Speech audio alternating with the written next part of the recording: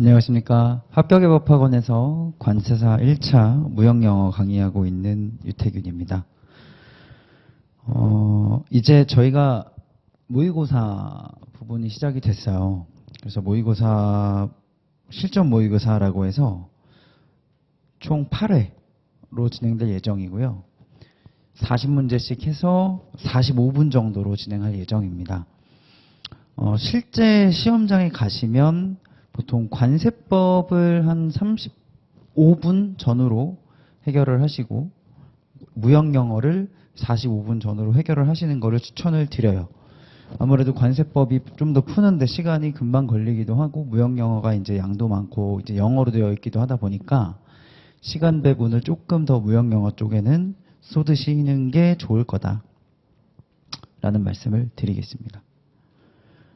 일단 기본적으로 우리가 이 주어진 시간 안에서 마무리를 하는 연습을 해야 돼요. 45분에 40문제면 적다면 시간이 부족할 수도 있어요.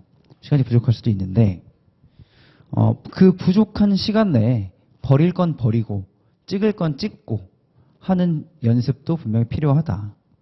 그래서 그런 어떤 연습의 장으로 생각을 하시면 될 것 같고, 항상 이제 강조를 드리지만 우리가 이 모의고사든 객관식이든 문제를 풀 때 그 문제의 OX를 맞추는 것에 매몰되면 안 돼요. 여기 매몰되면 안 되고, 항상 강조드리지만 중요한 건 뭐다?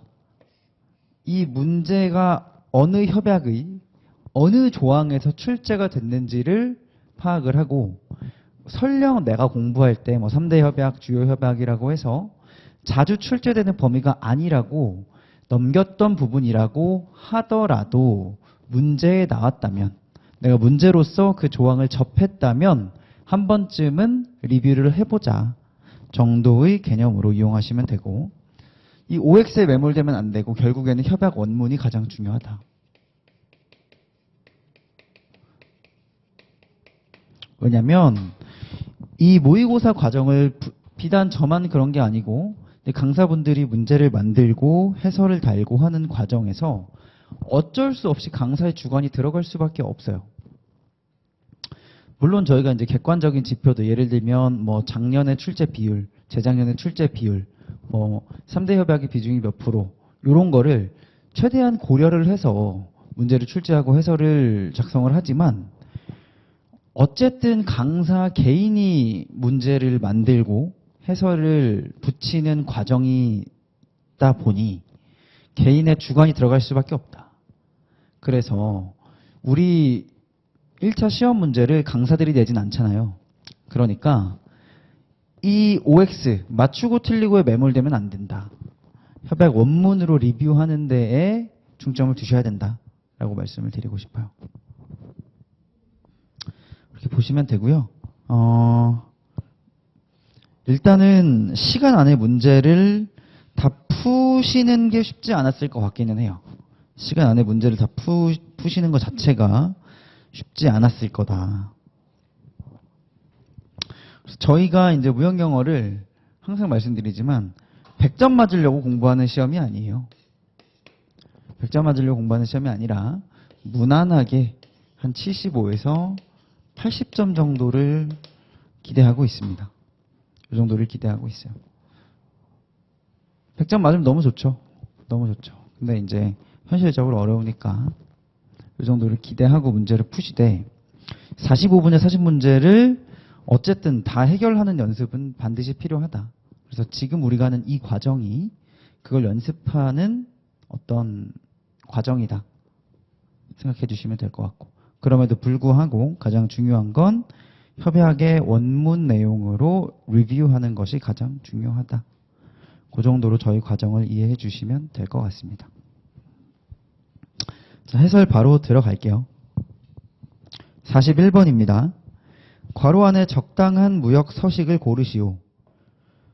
The 땡땡땡 is a form of quotation by the seller to a potential buyer.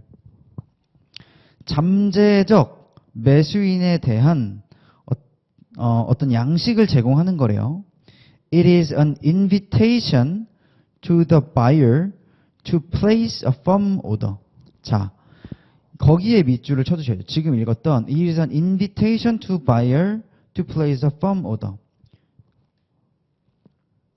확정 주문을 넣도록 하는 뭐다? 유인이다. 달리 말하면 이 지금 괄호 안에 들어가야 될 이 양식은 뭐다? 아직 확정된 게 아니라는 거죠. 이해되시죠? 그래서 여기에는 3번 프로포마 인보이스 견적 송장이 들어가야 된다. 대충 너네 가격이 얼마 정도 하니? 라는 걸 보여주기 위한 프로포마 인보이스가 들어가야 된다. 뒤에 문장은 생략하고요. 다음 42번. 자, 인코텀스 2020의 DDP에 대한 내용으로 옳지 않은 것 고르는 거네요. 요건 이제 정답이 3번이었거든요. 3번 보면 thus 따라서 if the seller is unable to obtain import clearance and would rather leave that side of things in the buyer's hands. 자, 뭐가 나왔어? import clearance가 나왔어. DDP는 자, 인코텀스는 기본적으로 매도인과 매수인 간의 의무를 규정하고 있다 그랬어요. 그래서 가장 왼쪽, 즉 우리가 보통 셀러를 왼쪽에 바이어를 오른쪽에 두고 설명을 했죠. 가장 왼쪽 극단, 즉 셀러의 의무가 가장 작은 것은 엑스웍스라고 했고요. 반대로 바이어의 의무가 가장 작은 것, 달리 말하면 셀러의 의무가 가장 큰 것은 DDP 조건이다 라고 말씀드렸어요. 자, 엑스웍스 조건에서 수출 통관의 의무 누구? 바이어한테 있다 그랬어. 수입 통관의 의무 역시 바이어한테 있다 그랬어. 반대로 DDP 조건에서 수출 통관의 의무는 셀러. 자, 여기서 수출되는 거 말하는 거죠. 수출국에서의 수출.